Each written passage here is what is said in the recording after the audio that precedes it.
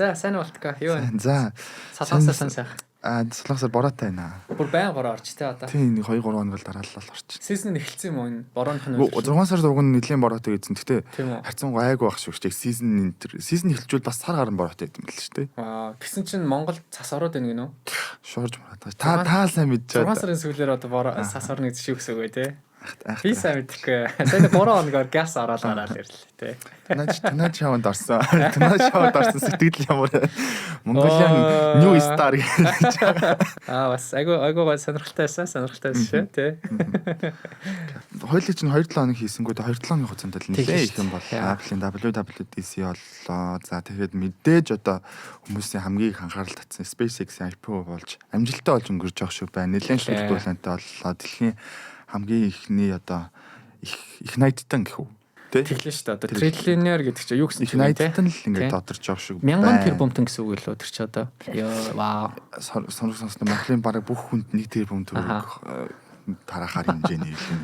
Ямар цаг өндөр дүнс өсөжсэн. Тэгээд энэ мэтчлэн маш сонирхолтой мэдээллүүд боллоо. Хойлоо тэгэхээр шууд мэдээллүүдэд танилцуулаад эхэллээ.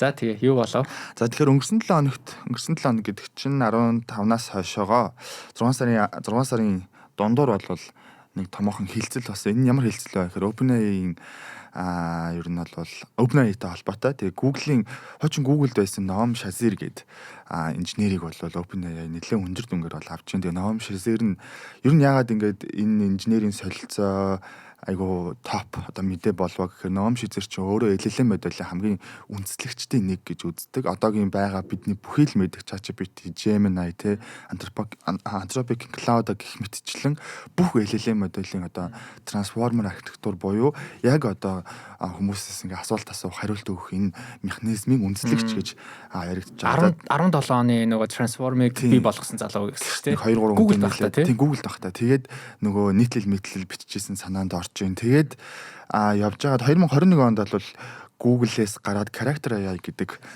юу үсгээд нөгөө компани үүсгээд байгуулан явж ирсэн Character AI тэгээд тухайн үедээ л айгүй бас онцлог болоо 50 сая гаруй хэрэглэгчтэй болоо явж ирсэн. За тэгээд яалтчгүй одоо Anthropic Google-ийн зүгээс бол нөгөө LLM моделийн одоо юугаар бол хоцрогдолтой frontier хөгжүүлэх хэрэгтэйс учраас боцож юу дуудаад энэ Shazir-ийг дуудаад Character AI буцаад 2.7 тэрбум ингээ хилцэл хийгээд авч ирсэн.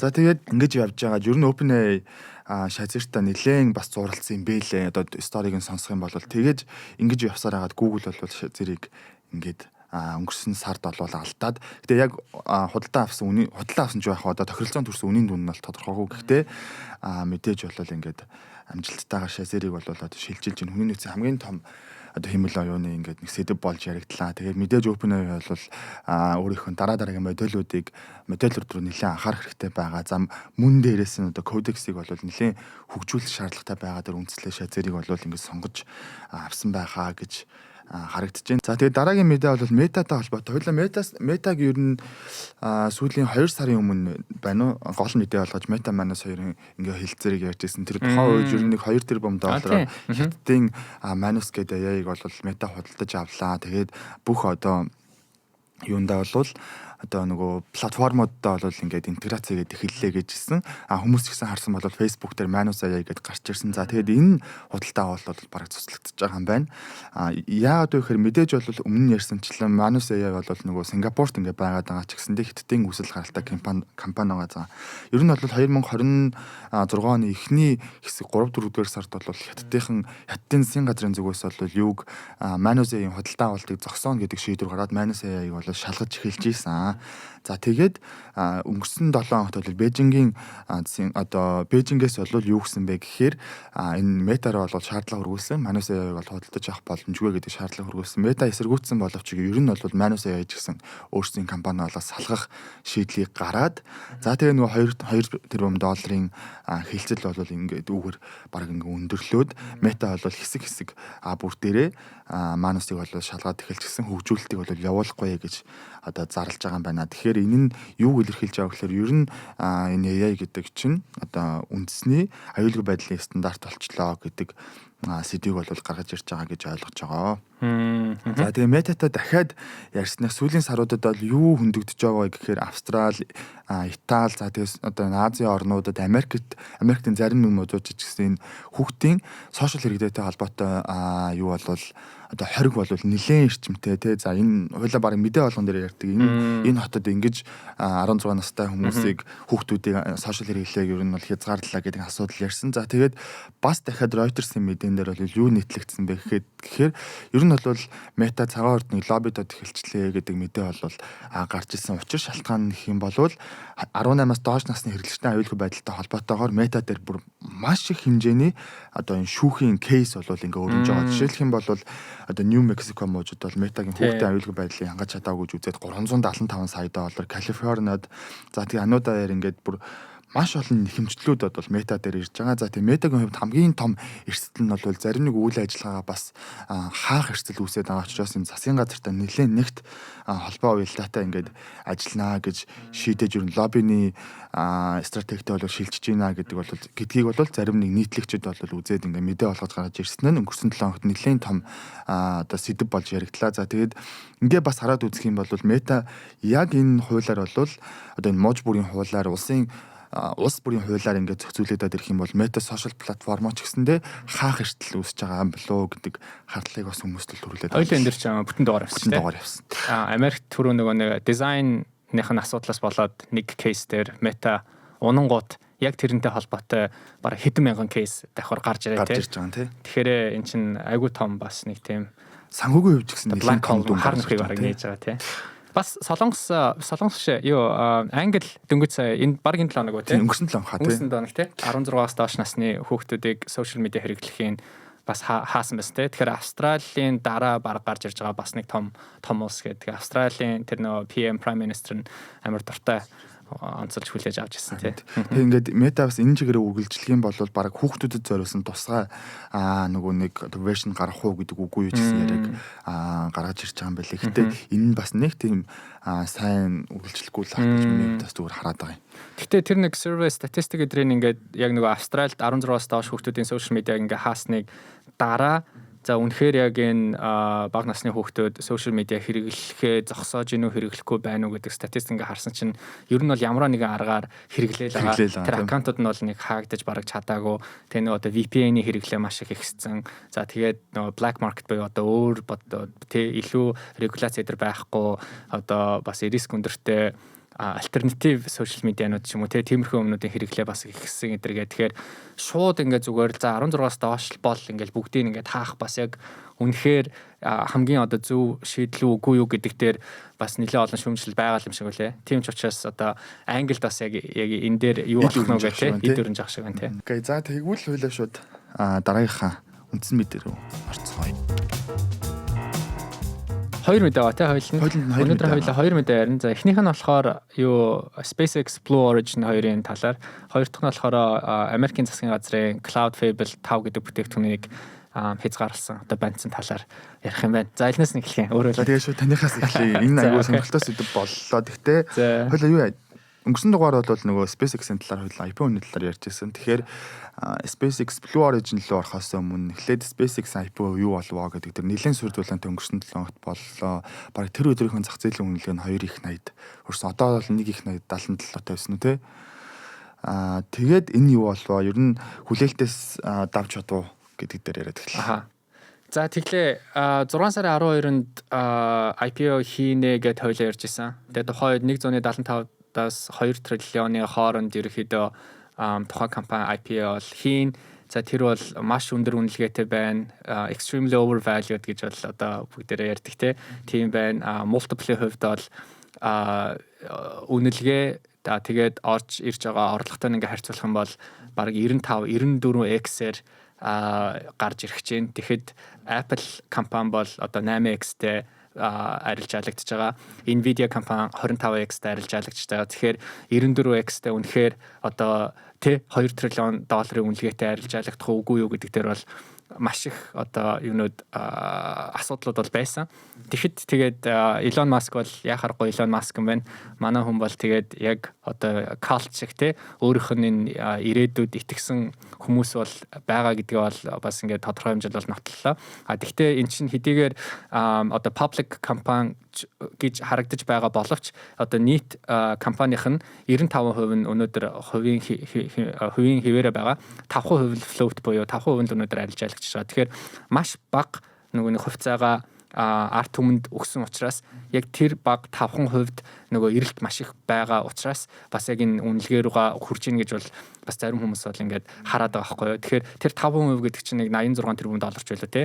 Тэр 86 тэрбум долларыг өнөөдөр авах хүсэлтэй буюу одоо SpaceX-ийн тэ shareholder шүтэрмжийн shareholder болох хүсэл бол маш их байсан байна. Тэгээд тэр чин IPO хийснээс хойш баг 50-80% те хидж байлаа да би таануудын бүр яг сайн бол санахгүй. Гэхдээ ямар ч лсэн at some point баг 3 триллионоор баг төхөөд тэгээд тэр чин Amazon, Microsoft эдрээс илүү үнэлгээтэй болоод топ 10 орлоо баг топ 5 руу баг орж ирээд за тэгээд 2-7 хоног одоо хүрэлгүй эн чинь нөгөө Nasdaq-ийн 100 гэдэг би бас нэлийн ярьсан те тэр нөгөө Nasdaq 100 индекс рүү ингээд ороод ирэх юм бол тэр Nasdaq 100 индекс буюу тэр ETF рүү хөрөнгө оруулдаг зөндөө олон одоо пеншн фондууд байгаа. Тэр бүх фондууд өнөөдөр тэр бүх фондуудын арт байгаа худалдаа авагчид буюу одоо shareholder-ууд тэд нэр бүгд хүссэн үсээгөө SpaceX-ийн одоо хувьцаатай болно. Тэгэхээр энэ үнэлгээ бол баг илүү баг өсч магадгүй гэж бол харж ийн. Тэгээд вау энэ бол нэрээ дэлхийн хамгийн том IPO ингээ болоод өнгөрчлээ дээ. За тэгээ илүү дэлгэрэнгүй бас сонсхийг хүсэж ивэл манай өмнөх подкастыг сонсоор би бас дээр тийш тэрэн дээр нэлээд гүнзгийрснүүдийг ярьсан тэгсэн байгаа тий. За тэгээд хоёлаа шууд SpaceX гэдээ ярихаар бол өнгөрсөн 7 хоногт нэлээд бас одоо топ сэдвүүдийн нэг байсан. Ер нь топ сэдвүүдийн нэгж биш. Нөө NASA Artemis гэдэг саран дээрх хөтөлбөрөө ингээд зарлж гиснээс Blue Origin SpaceX хоёр бол нэлээд юм хоорондоо өрсөлдөөнтэй ингээд явж исэн тий. Тэгээд Blue Origin талаас харах юм бол 5 сард Nuke байна лүү. Тэр одоо пуужин болвол нисэд гэхдээ дэлбэрсэн одоо тийм сэдв бол явж исэн. Тэгээд хоёлаа шууд Blue Origin ярихын тулд энэ сэдвээс эхлээд ер нь ярьсан зүйтэй юм байна. За тий. Яг үнэ. Тэгэхээр яагаад өнөөдөр хоёлаа Blue Origin-ыг ярих хэрэгтэй вэ гэхээр нэг талаасаа SpaceX угаасаа ингээд одоо хүн болгоны толгоонд орчлаа тий. Хүн болгон SpaceX-ийг ярьж байна. SpaceX-ын дотроо болохоор 3 хуваагдж байгаа. Нэг нь болохоор за интернетийн Starlink гэдэг бизнес байгаа. Нөгөөх нь болохоор яг энэ сансар огторгон одоо пуужин бэлддэг одоо SpaceX-ийн яг одоо хамгийн гол нэг хэсэг байгаа. За одоо гуравдах нь бол за нөгөө Twitter X AI дээр те Grok тэгээд нөгөө нэг AI-тай холбоотой бизнес байгаа. Тэгвэл үнэхээр SpaceX-ийн яг энэ гол одоо үйл ажиллагаа нь бол яа харахгүй л пуужин байхгүй те. Тэгэхээр өнөөдөр яг энэ пуужингийн бизнест Elon Musk-тай өрсөлдөж байгаа бас нэг том тоглогч бол яа харахгүй Blue Origin. Тэр нэг талаас тийм учраас өнөөдөр Blue Origin бид нар бол ярих хэрэгтэй гэж бодож байна нэгдүгээр. Хоёрдугаар болохоор чиний хэлсэн шиг сая 5 сарын 28-нд гэхдээ нөгөө өдөр болгон 100 технологийн том мэдээнүүд гардаг болохоор зарим хүмүүс бас энийг анзаараагүй гэж магадгүй. Гэхдээ энэ бол маш том дэвшилтийн эсрэг юм болсон. Юу болсон бэ гэсэн чинь энэ Nuclean гэдэг одоо Blue Origin-ы хамгийн уртаа барьж байгаа тэр пуужин нь бол хөөрч чадаагүй газар дээр нам ингээд дэлбэрсэн байгаа. Гэхдээ дотор нь бол ямар ч одоо хүмүүс бол байгаагүй. Энэ нь нөгөө нэг яадаг пуужин бэ гэхээр яг одоо нөгөө орбит гэж ярьж байгаа юм да. Одоо дэлхийн тойрог гэх юм уу? Тэ дэлхийн тойрог зам. Дэлхийн тойрог зам руу ингээд очиод илүү одоо карго шиг гэх юм уу? Тэнд очиод энэ Amazon эднэрийн тэ нөгөө нэг equipment заадаг satellite эдрийг болохоор дараа нөгөө deploy буюу дээш дэлхийн тойрог дээр очин гутаа ингээд тэдрийг ингээд одоо гаргаж одоо тавьдаг гэх юм уу тэ? Тим бүтээх тим пуужин байхгүй юу? Ерөөдөө карго пуужин гэж ойлгочих болно. Тэгэхэд тэр карго пуужин нь өнөөдөр бол за дэлбэрлээ чи түрүү хальт ярьсан бас одоо Марстай тэ Марс руу явах одоо мишнтэй холбоотой NASA-гийн бол ингээд бас контракторуудын ингээд нэг болсон. За тэгээд юугаараа дутах уу гэд нөгөө Starlink-тэй адилхан Amazon ч өөрөөхөө бас нөгөө нэг интернет сателлит бизнесийг бас ингээд авч явж байгаа гэд иймэрхүү юмнуудыг бүгдийн тэр сансрын биш одоо дэлхийн тэр тойрог дээр бий тавихын тулд ямарваа нэгэн одоо тийм карго пуужин байх хэрэгтэй. Тэгээд энэ пуужин бол ууг нь хэрвээ энэ 5 сарын 28-нд амжилттай хөрсөн бол энэ энэ бол маш том одоо бас том хуудас, дэвшилт хуудас болох байсан. За тэгээд энэгээрээ бол за Jeff Bezos буюу Blue Origin гэдэг компани тий. За SpaceX-тэй бол ингээд ойртож гинэ гэдэг уг нь мэдээллийг одоо хүргэх хэрэгтэй байсан чинь эсрэгээрээ дэлбэрсэн байна. Эсвэргээрээ одоо энэ SpaceX-ийн пуужин ч бүр ингээд нэг үлдэгдэл нь буцаж өөрөө байран дээр ирээд байгаа шүү дээ тий. Тэгээд ер нь хөлөө Blue Origin-ы яг компанийн талаар мэдээлэл өгөө сансар судлалын компани байгаад байгаа тий. Яг үнэ тийм. Тэгэхээр Blue Origin хүмүүс нэг сайн мэдэхгүй ч магадгүй. Яагаад гэвэл Blue Origin өөрөө ерөөсөө private компани, хувийн компани, нэгдүгээр хувийн компани, хоёрдугаарт ямар ч хөрөнгө оруулагч одоогоор байхгүй. Юу гэсэн үг вэ гэхээр тийм 2000 онд уг нь байгуулагдсан компани юм билээ. Тэгээд хэн байгуулсан бэхээр Jeff Bezos мэдээж Amazon-ы Jeff Bezos бол байгуулсан. Right? Тэгээд одоогийн байдлаар ч гэсэн одоо яг 100% яг Jeff Bezos-ийн одоо өмчит компани гэсэн үг. Тэгэхээр ямар ч гадны тийм хөрөнгө оруулалт хувийн байна уу, одоо public байна уу те ямар ч хөрөнгө оруулалт аваагүй. Тийм учраас хүмүүс бол бас сайн мэдгүй ч магадгүй. За тэгээд Jeff Bezos бол ингээд өөрийнхөө Amazon-ийнхоо нөгөө нэг хувьцааг зараад liquidate тэгээд тэр мөнгөөрөө ерөөхдөө энэ Blue Origin гэдэг компани бол ингээд санхүүжүүлээд явуулсан. Зарим нэг ингээд судалгаагаар ингээд харахаар бараг өнөөдрийг хүртэл бараг 15 тэрбум долларын одоо хүртэлх баг хөрөнгө оруулалт энэ компанид руу бол хийсэн гэж бол бас яриа байт юм лээ. За тэгээ энэ компани бол жижиг бол биш те. Энд чинь 10-аас 11 мянган одоо ажилчин ажиллуулж байгаа бас нэлийн том компани бол байгаа. За тэгээ түрүүний хэлсэн шиг энэ бол хувийн компани IPO хийх бол болоогүй. IPO хийхээс өмнө баг нөгөө хувийн хөрөнгө оруулагчдыг эхлээд бол татах бах. За тэгээ энэ 5 сарын 28-ны ууг нь бол пуужны хэрвээ ниссэн бол Jeff Bezos баг энийг нөгөө гадны хөрөнгө оруулагчрыг одоо татах том бас нэг юм ньюс болно гэж бол ууг нь бол харж исэн. За ийм компани байна да ер нь бол тийм. Хойлоо сайн нэг хальт ярьлаа шүү дээ. Ер нь пуужингийн загварын талаар. Тэгэхээр хойлоо энэ дэлбэрэлт гэдэг нэгэн ярьсных миний бодлоор энэ пуужингийн загваруудын талаар мэдээлэл өгчтэй юм билүү. Мэдээж энэ Falcon News гэх New Glenn хоёр бол нэлээд ярьж хот топик угаасаа энэ компаниудынхаа нэрийн одоо пуужин байгаад байгаа. Тэгэхээр арталт нь байгаа дахиад нэг 3-4 загварууд байгаад байгаа. Байна. За тэгэхээр энийг бүтээгдэхүүнийхэн талаас хойлоо ярьж болно. Гэхдээ бүтээгдэхүүнээс ярихаас өмнө зүгээр би бол одоо сансар багтгын талаар маш бага мэддэг гэдгийг эхлээд хэлчихье те. Тэгэхээр буруу зөв зөндөө ярьж иж магадгүй хөлцөл өчөө. Гэхдээ зүгээр миний өнцгөөс харж байгаагаар нэг 3% гэж бодоод байгаа байхгүй юу. За хойлоо ингээд сансар байна. Яа. Окей. Сансар. За сансар байна. Тэ сансар руу яах вэ гэхээр 3 хэсэг явж болно гэж харж байгаа. За хамгийн ихнийх нь болохоор sub orbit гэж байгаа. Sub orbit гэдэг нь болохоор одоо яг дэлхийн огторгуун яг одоо яг доор нь гэсэн үг тий. Тэгэхээр бидний одоо төвшнөөс нэг 100 км яг зөв ихц дэшегээ чи ингээд яваал ихц дэшегээ яг пуужингаар яг ихц дэшегээ ингээд явах юм бол тэр sub orbit гэдэг дээр хүрдэг гинэ. Тэн дээр ингээд хүрэх юм бол чи ингээд сайхан дэлхийг харна. За тэгэл болоо ерөөхдөө. Тэгээ чи буцаад доошоо шууд хүрээд ирнэ. Байрандаа ингээд ерөөхдөө хүрээд ирнэ заяа. Тэрийг болохоор sub orbit travel гэдэг байгаа. Тэгээ энэ баг нэг 10-аас 12 минут л үргэлжилдэг. Амар за энгийн гэх нь хайшин тий. Гэтэ яг энэ гурваа бодвол хамгийн энгийн хөлбөр нь аахгүй юу. За тэр нэгдүгээр. Хоёрдугаар тэр чинь болохоор ингээд дэлхийн гадаргуу дээр 90 гутаа буцаад хүрээд ирж байгаа аахгүй юу. Нэгдүгээр. Хоёрдугаар болохоор дэлхийн тэр орбит дээр очиод тэгчээд дэлхийгээ ингээд тойроод ингээд одоо яваад иж болно шүү дээ тий. Яг одоо дэлхий рүүгээ буухгүй, газар дээр буухгүй ингээд дэлхийн тойрог ингээд тойроод яваад байгаа. Тэр бол ингээд хоёр дахь хэлбэр нөхгүй юу. Тэгэхээр тэрийг бий болгохын тулд газрын түвшнээс 100 км биш дор хаяж 200 км дээшээ яваад 200 км дээшээ явсан гутаа ингэж ирэхийн тулд ямар нэгэн одоо нэг акселерац байх хэрэгтэй. Тэр акселерац нь болохоор хажуу тийшээ боёо sideways гэж хажуу тийшээ 28,000 км/цаг хурдтай accelerate ингээд хийн гут яг тэр дэлхийн огторгуу руу ингээд орчиж байгаа байхгүй юу? Өөрөөр хэлбэл маш хурдтай. За тэгээд дэлхийн тэр газар руу орчин гут дараа нь бол чи хурд авах шаардлагагүй. Тэгээд тэр ингээд тойроод ирчих واخ. Тэгэхээр одоо нөгөө бидний мэддэг сателлайтууд байдаг штэ. Тэд нар чинь ингээд дэлхийгээ ингээд тойроод ингээд байж байгаа байхгүй тий. Тэр болохоор хоёр дахь төрлийн одоо travel гэх юм уу? За гурав дахь нь болох юм бол нөгөө living the orbit буюу одоо дэлхийн тойрогоос бүр гарна гэсэн үг те. За одоо Марс руу явах ч юм уу те. Тэгэх юм бол тэр чинь нөгөө нэг гравитац буюу тэрнээс одоо зайлах хурд гэж нэг байгаа те. Гар хурд гэдэг escape velocity гэдэг. Тэр нь болохоор 40,000 км/цаг хурдаар одоо акселерац хийж иж дэлхийн гадаргуугаас ерөнхий тойргоос ингэж гарч байгаа байхгүй тий зогтож байгаа. За зогтож яг үнэ зогтож байгаа. Тэгээ одоо Марс руу явах ч юм уу. За ийм 3 хэлбэр байна. Энэ 3 хэлбэр дээр өнөөдөр хэн юу хийж ийнэ гэдэг нь асуулт байгаа байхгүй юу. За тэгэхээр хоёлаа Blue Origin-ыг яриа. Blue Origin болохоор өнөөдөр 2 төрлийн пуужинтай. Нэг нь болохоор New Shepard гэдэг пуужин байна. Нөгөөх нь болохоор New Clan гэдэг одоо пуужин байгаа байхгүй юу. За New Shepard гэдгийг хүмүүс илүү сайн мэдчихэж магадгүй. Яг бол New Shepard гэдэг пуужин болохоор түрүүний хамгийн эхний левел байхгүй юу.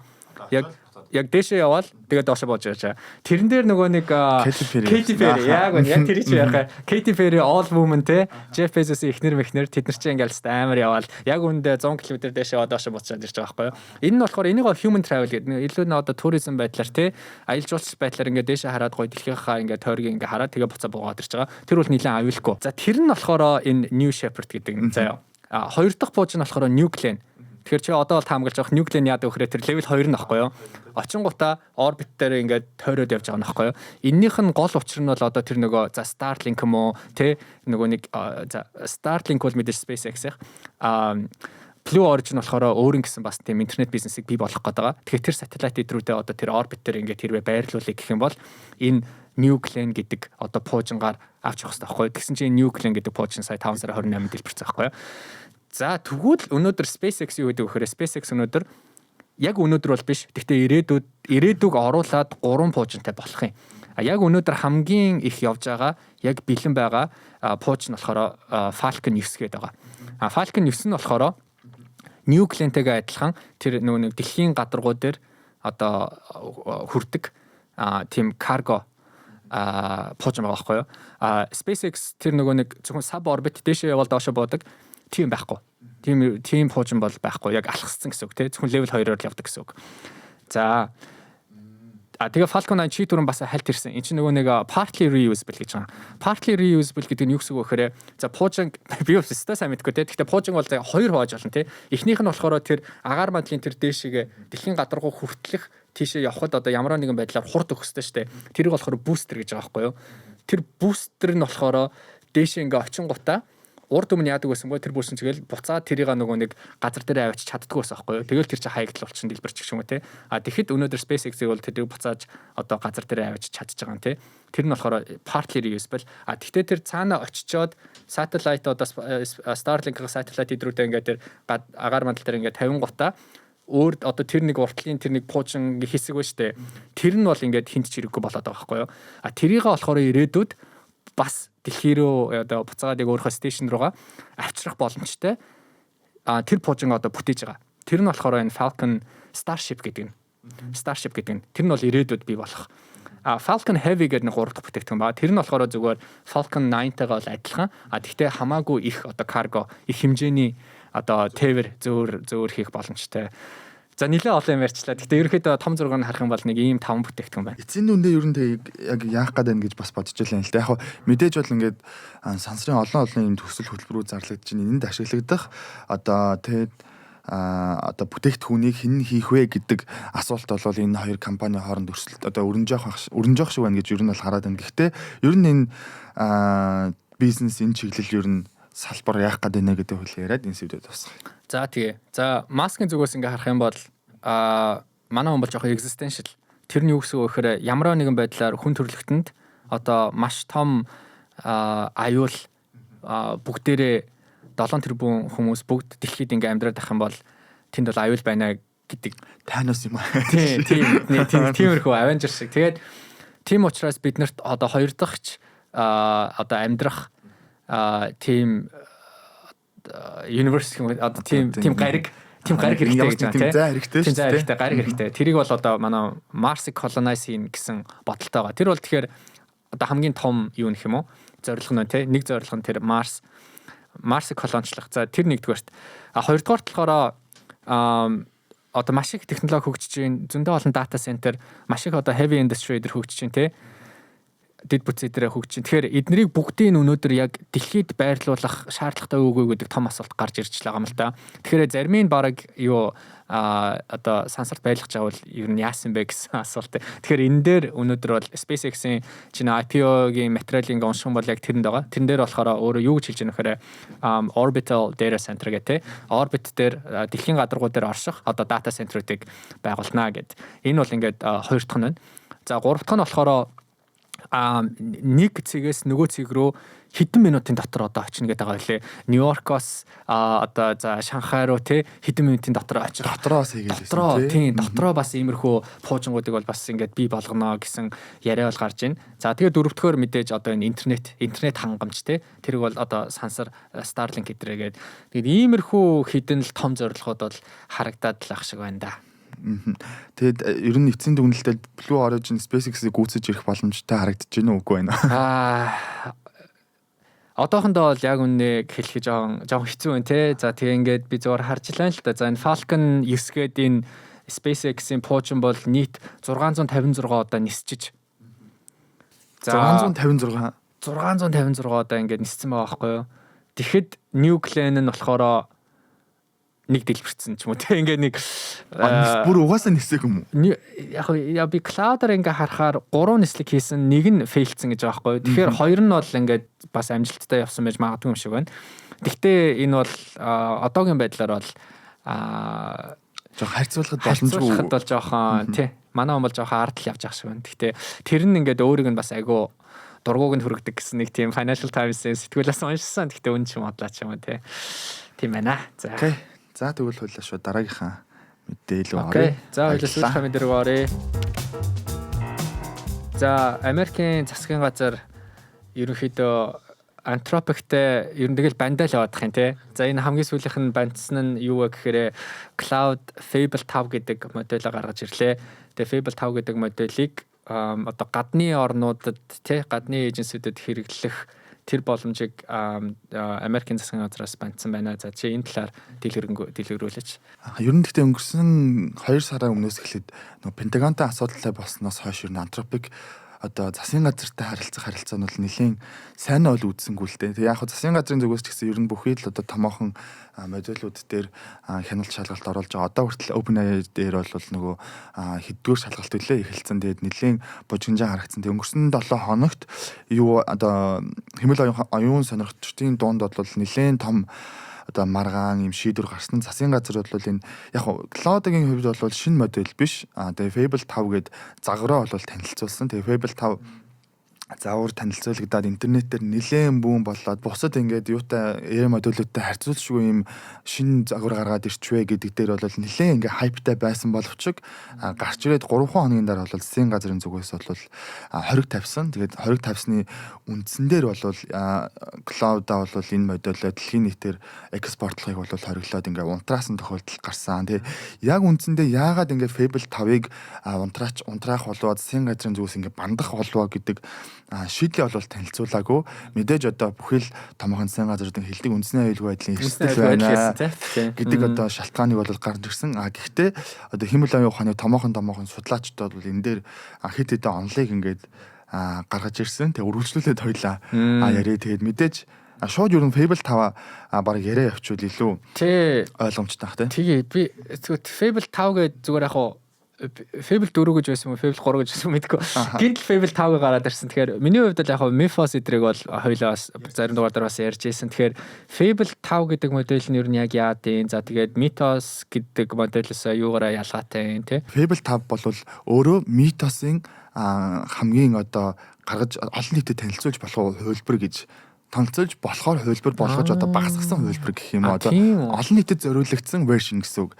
Анх Mythos-ыг танилцуулж байхад бол угаасаа Anthropic-ийн зүгээс ч гэсэндээ засгийн газрын зүгээс ч гэсэндээ энэ бол нөгөө олон нийтэд хүрэх юм бол хоёлаа ингээд томхон 3 шалтгааныг ярьж байсан те. Эхнийх нь болохоор нөгөө эмзэг байдлыг илрүүлдэг учраас програм хангамжийг ингээд хакеруудад бол нэлээд юм томхон орон зай бий болгож өгч байгаа юм байна гэдгийг ярьж байсан. Хоёрдугаарт энэ дээр нөгөө биологийн хэсэг одоо бүтээх боломжийг илүү нэмэгдүүлж өгч байгаа юм байна гэдэг Mythos дээр бол ярьж байсан. гуравдугаарт нь бол нөгөө нэг хятадын гарт орох юм бол энэ митос гэдэг хувилбар бүр ингээ үндэсний аюулгүй байдал битгий хэл үндэсний нууцад ингэж халдах одоо ийм эрсдлийг бол митос төр хүлээлгэж байгаа юм байна гэж гарч ирсэн. За тэгээд энэ дээр мэдээж бол олон нийтэд за ингээм ийм тэгвэл хүчтэй хувилбар байгаа юм бол одоо бид нар ингээ ашигламаар байна штэ гэдэг одоо хүслүүдийг тавьж ирсэн. Антропик ч гэсэндээ олон нийтэд одоо гаргах хувилбараа бол ингээд бодож эхэлж ирсэн. За тэгээд ингээд бодсны үнд бол үр дүнд нь одоо митосыг илүү олон нийтэд хүртээмжтэй болгохын үднээс бол Fable 5 гэдэг хувилбарыг бол танилцуулсан. За тэгээ ингэхдээ юуг ингээ гаргаж ирсэн бэ гэхээр мэдээж бол Fable 5-ыг ингээ ашигласан хүмүүс юуг анзаарах вэ гэхээр за мэдээж кодчлал, интеграцчлал дээрээс нь энэ урт хугацааны агентыг бий болгох тал дээр бол хамгийн одоо супер яг хамгийн одоо шилдэг гэж хэлэхгүй ч гэсэндээ бүр ингээ тэргүүлэг чиглэлийн ингээ загвар болсныг бол ингээ баталж ирсэн. Учир нь гэх юм бол за жишээлбэл ингээ 2-3 үйлдэлийгээ танд ингээ даалгавар жижиг бэлэн болгож өгдөг агент байлаа гэж бодоход энэ дээр нэлээд одоо тийм зөрүү мөр бол гарахгүй. Fable 5 дээр 10-аас дээш одоо ийм урттай олон алхамд үйлдэлүүд дээр бол яалтчгүй Fable болвол ингээд супер. Жишээлх юм бол одоо ChatGPT гэдэг ч юм уу Cloud-гийн бусад одоо Opus, Haiku гэдэг модулууд дээр бол 10 алхамд ингээд таск өглөө гэж бодоход энэ дээр бол алдааг ингээд баг 3-4-ийг хийгээл ингээд алдчихдаг, мартчихдаг асуудлууд үүсчихсэн бол Fable 5 урт хугацаанд доктортой ингээд ажиллах бие боломжийг бол гаргаж ирж ирснээрээ бас онцлогтой. За тэгээ мэдээж бол software engineering тал дээр бол нэлээд одоо хүчтэй болж гарч ирсэн. Мөн дээрээс нь судалгаа хийх одоо энэ боломж нь бол бүр асар өссөн гэж байгаа байхгүй юу. Тэгээ энэ дээрээс үүдээд энэ биологийн болон одоо генетикийн судалгааг бол асар өндөр түвшинд хийх боломжтой гарч ирсэн. За тэгээ ингээ уг нь бол ингээ яг ингээ ярихаар бол нэлээд cyber security талдаа, biology талдаа, химийн бас ингээ процесс талдаа бол нэлээд супер модель ингээ гарч ирсэн сонсогдоод байгааз. Тэгтээ нэлээд олон маргааныг ингээ дагуулж ирсэн. За нөгөө талаасаа харин тийм шүмжлүүд за яг миний ойлгосоор эн чинь бараг нөгөө Nvidia-гийн Jensen Huang өөрийнхөө нөгөө нэг хагас дамжуулагчийг GPU-г те хятад руу оруулахдаа арай жоохон сулаар ингээ яасан шүү дээ. Нөгөө Blackwell-ыг одоо H100 болгоод ч юм уу те. Тэр шиг надад санагчлаа. Mythos нь ингээ амар хүчтэй. Гэхдээ хүмүүс хүрэхтэй болохоор арай сулруулсан Fable 5-ыг ч юм уу. За тэгээ энэ Fable 5-нд гэхдээ янз бүрийн бас шүмжил авчирсан гэж бас би сонссон. Бүтээгдэхүүн талаасаа ч тэр бас энэ одоо засгийн газар энэ тухайн бүтээгдэхүүнийг бас ингээ хэрхэн одоо хандл хийж байгаа талаасаа ч те тэрэн дээр жоохон хамгийн ингээд онцолж байгаа маргаан нь юу вэ гэхээр Уг нь бол ингээ хүмүүс бодохдоо Fable 5 ингээ ашиглаад байгаа гэд бодъё л доо. Та ингээд хариулдаг бол тэнгуут ингээд зарим нэг асуултууд дээр ингээд асуултынхаа чанарыг огцом ингээ унгадсан байна л да Fable 5. За тэрэнд ингээ ямар асуултууд байваа гэдгсэн чинь нэгдүгээр шинэ AI бүтээх, AI ингээд кодчлал бий болгох. За жишээлх юм бол томоохон LLM модулуудыг ингээд багасгах гэдэг ч юм уу те багасгаад жишг AI модель бүтээх асуултууд дээр. За би шинэ асуух нь шүү дээ. Би ингээд LLM бүтээх гэсэн юм а яаж ингээд бүтээх үү гэх юм бол. За тэгээ хоёрдугаарт нь энэ юу химийн гаралтай ингээд бүтээгдэхүүн одоо химийн процесс эхлүүлэхэд энэ судалгаа хийхэд ингээ огцом одоо энэ юуг хариултыг бол ингээ унгааж гарч ирдэг юм байна. За тэгээд болж ингээ болж байгаа санагдаад байгаа. За тэгсэн чинь ингээд одоо юун дээр ингээ шүүмжлээд байна вэ гэхээр уг нь ингээ Fable 5-ыг ингээд ажиллаад байна гэд ботсон чинь хүмүүс өөр модель ингээ ашиглаж ирсэн ингээд гарч ирсэн юм байна. Уг нь cloud-а ашиглаж явах үед бол за энэ асуулт дээр илүү баг төрлийн ингээд одоо сулруулсан хариултыг өгч шүү гэдэг мэдээлэл ингээд өгдөг болвол Fable 5 дээр ерөөсөө өгөөгүй. Тэгээ ингээ бас энийг ингээ хөөгд үзэх юм бол ерөнхийдөө нэг Anthropic дээр cloud дээр ер нь ингээд дөрвөн левелийн шатны ингээд модулууд ажиллаж ийн гэнэ л дээ. За тэгээд тэр нь ингээд юунууд байна вэ гэхээр за мэдээж Opus гэдээ байгаа юм. За тэгээд ингээд нэг хоёр яг ингээд юуг нь мартчихлаа. Нэг 3-4 юм одоо загварууд ингээд ажиллаад хамгийн метас гарч ирэхээ өмнө бол хамгийн одоо дэвшилтэд одоо юу н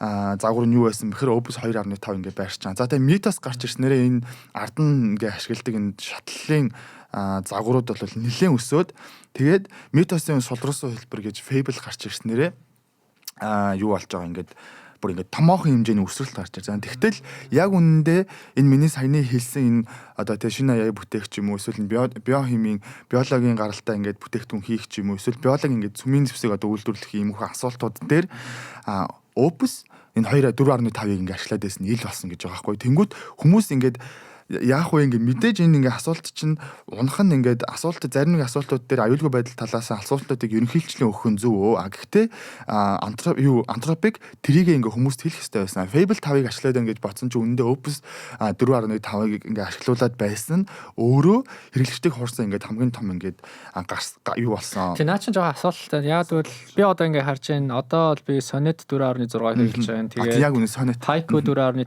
Opus 4.8, Fable 5 гээд Fable 5 руу би жишээ нь апгрейд хийх үү гэж байгаа байхгүй юу.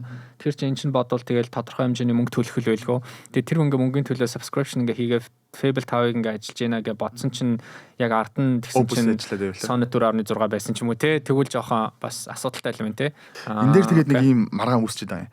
За тэгээд дахиад нэг маргаан нь юу байсан бэ гэхээр jailbreak гэж нэг ойлголт байт юм байна л да. За би нэг өөрийнхөө ойлгосноор тайлбарлах гээд хичээ.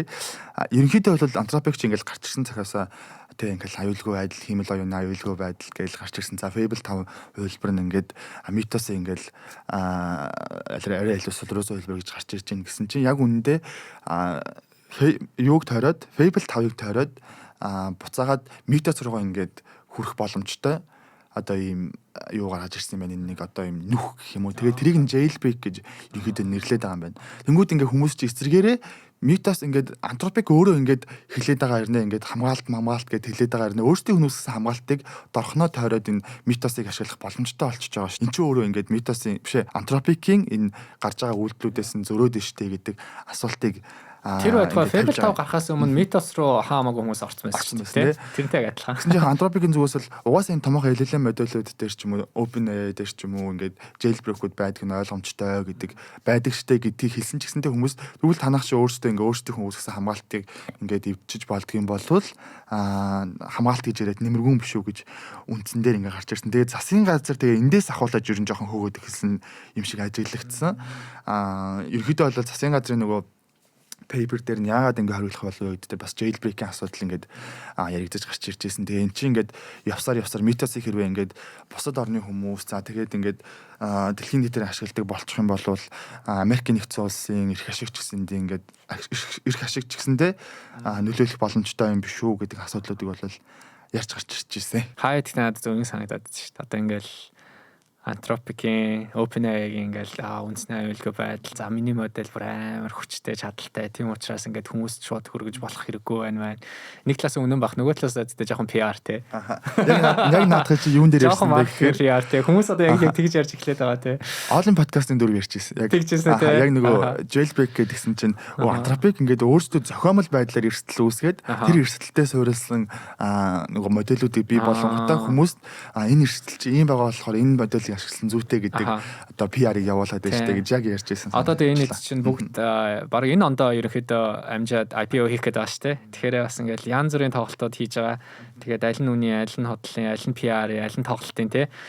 За хамгийн сүүлийнхээ асуулт зүгээр гэхдээ хойлонд баг цаг байхгүй л ахaltaа. Ер нь бол чи маш их модулууд ярьж байна те зөндөө олон хиймэл оюухны модулууд за одоо хэрэглэгчийн модулууд байна за тэгээ нөө B2B буюу одоо бизнес зориулагчийн модулууд байна засгийн газар зориулагдсан модулууд байна за тэгээд янз бүрийн салбарт бас ингээ мэрэгчсэн модулууд байна зарим нь одоо яг аюулгүй риск тал дээр ч юм уу те за тэгээд би бас нөгөө Сан Франциско ингээ явхад бол одоо яг төлбөр тооцсон дээр зориулагдсан модулууд ингээ гараад ирсэн байна те тэгэхээр энд юу нэг энэ олон модулуудыг нэг сайхан нэг хойлоо нэг бас нэг базах хэрэгтэй байхаа нэг категори те юунд нь оруулаад тэгэхээр тэр юу нь юу гэж бодож байна одоо арайч ярьж амжихгүй л ах та те жоохон яриад хойлоо бараг дараагийн дугаар дээр ярьсан зүйтэй бол ягаад гэх юм бол бараг 7-7 хоногор ингээд энэ загварууд ингээ гарч ирдэг байхгүй за яг мэдээж антропик OpenAI-ийн зүгээс бол нэлээд анонсмент өндөртэй гарч ирдэг бол бусад одоо тэг хэрэглээнүүдэд зориулсан AI модулууд бол бараг ингээ 7-7 янзтай нэг нөхөж гарч ирж байна.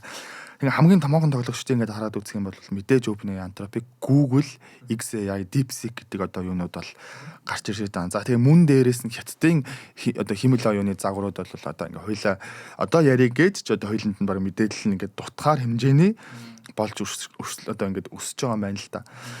За тэгээ мэдээж ингээд ярих юм бол яг за Fable 5 бол нэлийн онцгой хүчтэйгээр ингээд нэрлэгдэжсэн. Дээрээс нь ChatGPT 5.5 болвол нэлээд бас өмнөх модулуудаас хүчээр гарч ирж байсан. Ялангуяа энэ кодчлол, софтвер инженеринг талдаа бол нэлээд одоо ахиц үзүүлж гарч ирж исэн reasoning, writing, agent workflow гэдэг зүйл дээр бол маш их хүчтэй гарч ирж исэн. Тэгээ үүнийг ч гэсэн уг нь нөхөхөд Fable 5 Mythos Enter бол гарч ирж исэн ингээ харагдсан.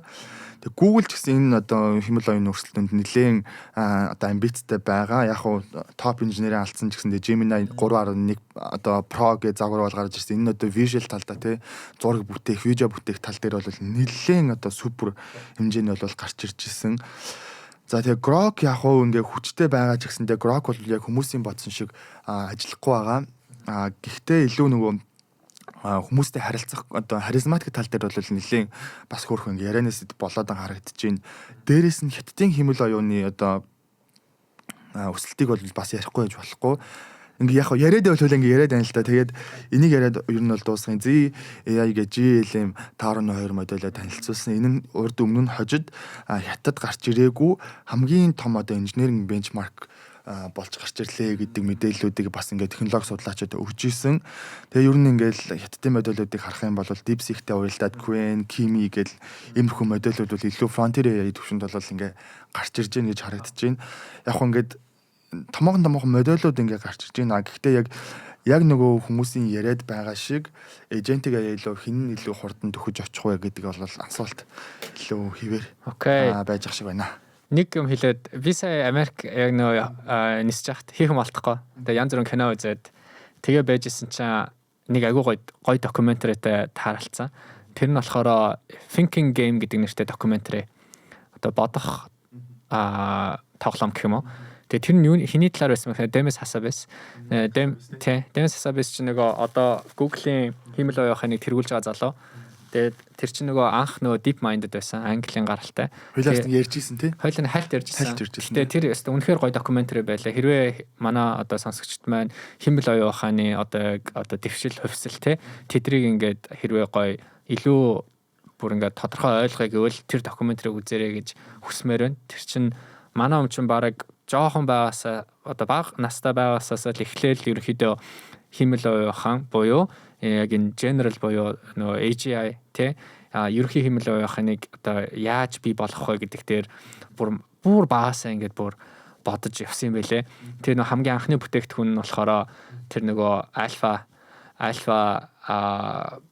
chess тий тэгээд тэр нөгөө шатрыг хийдэг болоо. Тэгээд сүүлд нөгөө AlphaGo болоод тий тэгээд дараа нь тэр чинь AlphaZero болоод тий тэр чинь нөгөө янз бүрийн тоглоом одоо Dota Mata тэгэл нөгөө Star юу лээ бас нэг тоглоом байгаа тий тэр тоглоом Star юу лээ за тэр тоглоом мэдрэг бүгдийн давдаг болоод тэгсээр бод энэ хэмэл байгаа чинь ерөнхий болсоор байгаа өнөөдрийн бидний одоо мэддэг LLM мэдрэг ингээ бий болсон гэдэг ер нь бол амар сонирхолтой. Тэгээд тэр нөгөө protein folding гэдэг нөгөө уурагтай холбоотой тэр бас тэр нас айгүй сонирхолтой мэдлээ. Тэгэхээр тэр гоё үзрээ дараагийн дугаар хүртэл тэгээ дараагийн дугаарат дээр болохоор хоёлаа яг энэ бүтээгдэхүүнүүд энийг сайхан задлж яриа тий.